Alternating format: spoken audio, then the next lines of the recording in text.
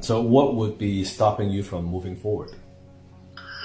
Well, honestly, just probably a big conversation with my wife just to make sure that we're comfortable spending the money and we think we'll be able to get what we need out of it. And what's your wife's name? Steph. Steph. And how long have you guys been married? Oh, we've been together for about 8 years now, officially. Okay, 8 years. And would you say you know your wife quite well? Absolutely. And she knows you quite well? 100%. Okay, so Adam, let me ask you this. So when you and I got off the phone and you talk to Steph and you say to her that, you know what, I just talked to Dan Lok and he wants $3,000 for his program. What is Steph going to say? She's going to say it's a lot of money. and do you think she's going to say, you're crazy? We don't have that kind of money to spend. Yeah, we're both pretty people, but we just want to make sure that we're making the right step before we do it. And I know she's really has my back, and that's to make sure we're making the right decisions. And so when you talk to her, then how are we going to solve this problem? Because I know you want to do this, but if Steph doesn't want you to do it, how are we going to overcome this? If she didn't want me to do it, that would be a pretty hard thing to digest because I know that it's something that I've been really wanting to do for some time. And I don't know if this helps, but do you think it would be helpful for maybe you and I and Steph and set up maybe kind of a three-way call to help to answer any questions that you might have? I don't know if that would help or not. Yeah, that actually could to just hear it sort of from the horse's mouth, so to speak. I don't want to. I try to get her involved and watch videos and understanding what this skill could do for us and do for me. One thing I learned from a mentor years ago, he told me, Dan, you can't get rich looking poor. You can't get rich looking poor. People want to deal with success, and success breeds success. That you want to, if you're out there, it's casual, that's fine. Usually I'm very casual, but in business setting, you want to dress professionally, because we are professional, right?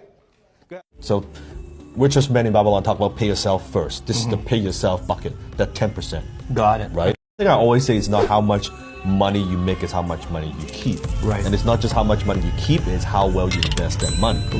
The best way to approach someone with money or capital to invest is actually don't ask for money. Okay, don't go and ask for money. Ask for advice. Because everybody, think about anyone with any significant amount of success. People go to them for three things: asking for a job, asking for a handout, or asking for money. They get this every single day. I believe if you don't know how to make money without money, you don't know how to make money with money. 3F methods. So let me give you a little bit of context. Let's say you're talking to a prospect and you are getting resistance, right? They're giving you objections. So instead of fighting force with force, right? Instead they give you resistance and you fight with force, what you want to do is kind of do a little bit of redirection. And the way you do that is through what I call a 3F method. And that's feel, felt, found. Feel, felt, found. Now, very, very simple. So what you want to do is, first of all, whenever you get resistance and they give you an objection, first, you need to have empathy. Don't fight, don't argue. Say, you know what? I understand how you feel, right? I understand how you feel. Felt. Others felt the same way. And then here's what I found. Feel, felt, found. Now, what you don't want to do is you don't want to do it like a robot, right? When you get an objection, oh yeah, I know exactly how you feel, and others, customers, felt the same way. And what I found is this is simply not true. That's not what I'm talking about. So during the feel phase, you might say something like, I understand your concern. If I were in your shoes, I would have similar concern as well. I understand. You see, so you don't necessarily have to use the feel word, right? But it's a step. Step one, empathy. Step two, felt. Now it could be you felt the same way or other customers share the same concern. And here's the conclusion. What they found or what I found is this. So let me quickly demonstrate. Let's do an example where, let's say, I'm talking to a friend, right? I'm trying to persuade them. And I would say something like, let's say I want to convince them of taking vitamins. Very simple idea. And I would say, it's like, no, Dad, I never take vitamins. I never believe in these things. Hey, man, you know what? I understand. I totally get it, right? I used to believe in the same thing. I don't take vitamins. I get enough nutrition just from the day-to-day food. And what I realize is there are actually many different types of vitamins. And when you take the right vitamin, such as this brand, right? When I take it, what I found is every morning when I take it, I actually have more energy throughout the day, right? Then I'm more focused, I'm more productive, then my mind is more clear, and I get sick less just by taking these couple vitamins. You see how that works? Feel, felt, found. Today I'm going to teach you 3 most important skills that you must understand and master in sales if you want to be a successful entrepreneur or a successful salesperson. Sales skill number 1, the ability to empathize with your customers. One thing I always say is this: people don't care how much you know until they know how much you care. Give a damn. Actually give a damn about the well-being of your customers. Give a damn about the results. When you give a damn, if your product or service are not a good fit, you're going to tell them it's not a good fit. If there are other people that could provide a better service, better than you will not hesitate to recommend that to your prospects. Skill number 2, and that is the ability to uncover challenges and discover your prospects' pain points. I always say, no pain, no sell. The problem is not that you don't know how to sell. The problem is you don't know how to diagnose. Most salespeople, they talk too much. They don't know how to ask questions. You're losing sales not because you don't have product knowledge. You know your products or services very, very well. You're losing sales because you cannot diagnose exactly what your prospects' problems and concerns are. So think about this is where they are at, where your prospect is at. This is where they want to go. From where they're at to where they want to go, guess what? This is a gap. There's this gap. It is your job as a closer to make the prospect understand how your product or service or solution can bridge that gap. Skill number 3, and that is the ability to handle objections. So think about this is where they are at, where your prospect is at. This is where they want to go. From where they're at to where they want to go, guess what? This is a gap. There's this gap. It is your job as a closer to make the prospect understand how your product or service or solution can bridge that gap. So how do you get more customers? One of the mistakes I see business owners and entrepreneurs make all the time is they only sell to the people at the very top of the buyer pyramid. Now you may be thinking, Dan, what is the buyer pyramid? It's very, very simple. I want you to think about a triangle, and I want you to kind of make a few lines within a triangle. I want you to think about the top, very top of the pyramid. The top 3%. At any given time, only 3% of the marketplace who you're selling to is interested and ready to buy what you have to offer. Only top 3%. And most salespeople, entrepreneurs, they're always only talking to the top 3%. Anything that's not within the 3%, they're not ready to buy right now, they just ignore them. The problem is you are completely ignoring the other 97%. Now, besides the 3%, let's talk about the 7%. They are your ideal customers and clients. They are capable of buying. They are open and interested. They just maybe need you to answer some of the questions. But let's talk about below that, the other 30%. These people, they're like, I'm kind of interested. I could be convinced. And then below that, you have the other 30%. Which they don't even think they are interested. They're not even thinking about it. They just don't know. They don't even know why they need what you have to offer. And then you have the bottom 30%, which is there's no way in hell they're gonna buy from you.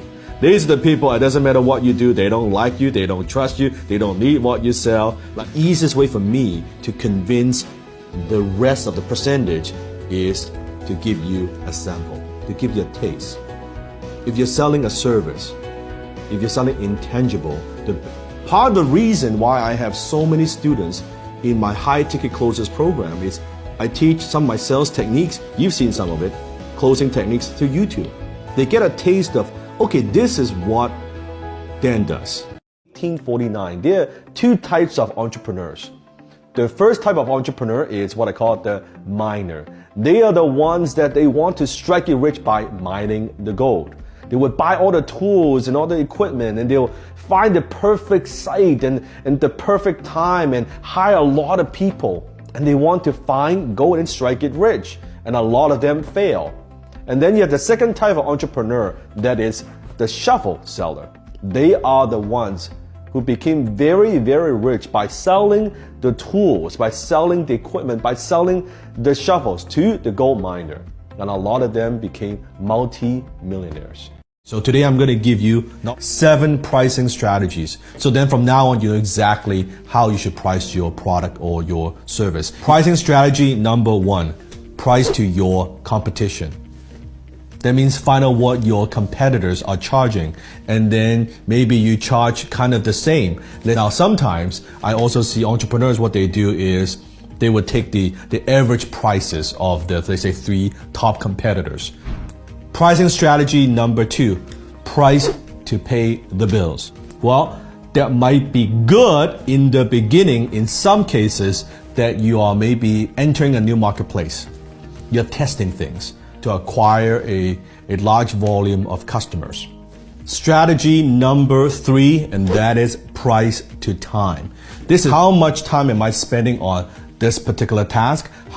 Pricing strategy number 4, price to cost plus. Now, this is very common in, let's say, in the construction business, right? So let's say this project is going to cost $1 million. That's the cost, right?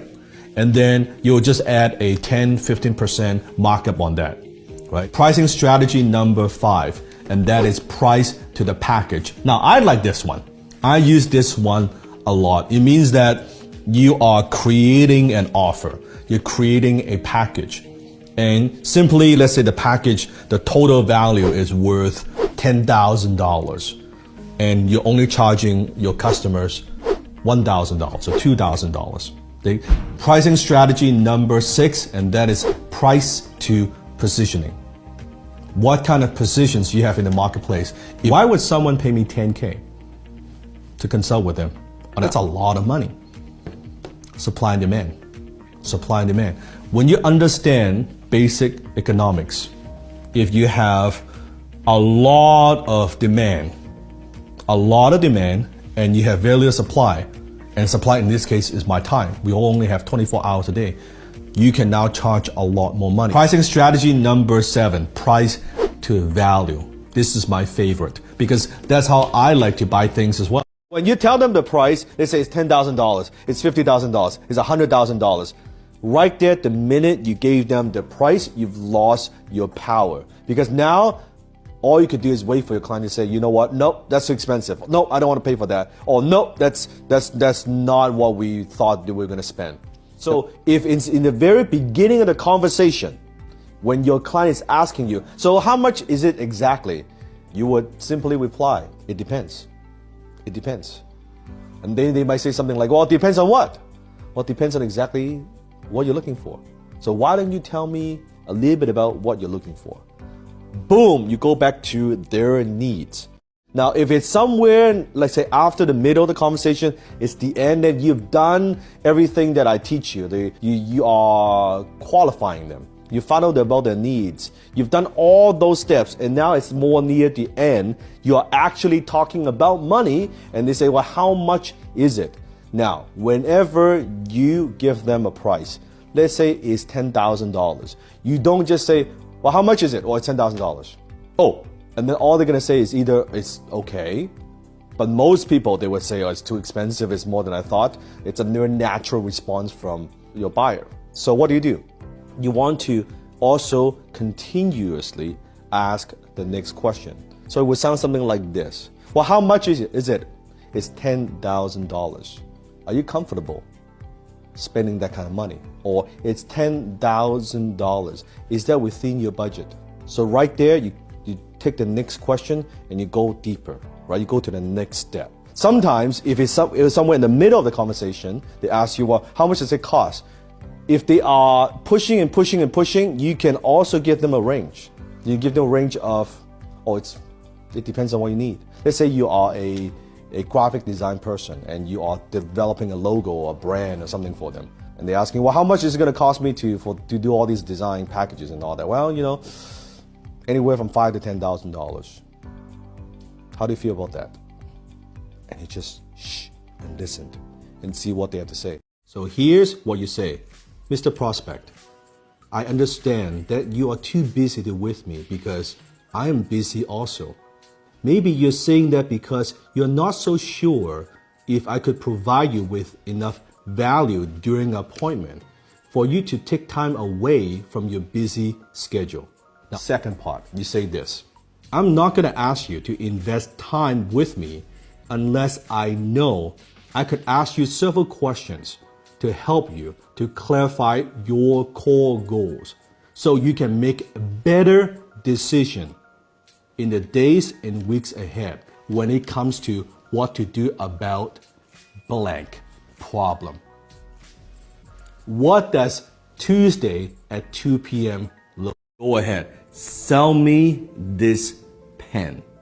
Today I'm going to teach you how to sell anything to anyone, anytime. Understand this.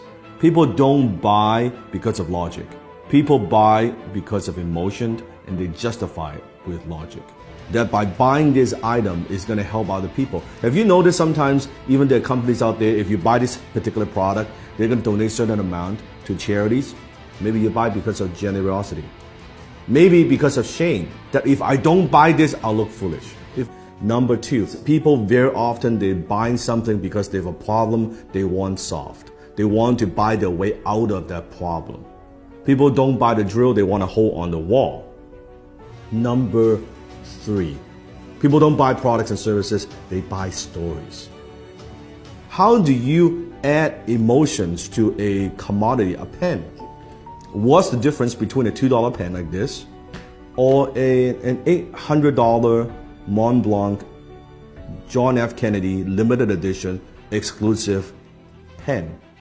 Ask him the question, put the responsibility back to him. Okay. So number one, you say, is it a question of price? Is it a question of value? So ask him that question, let him talk, he'll say value.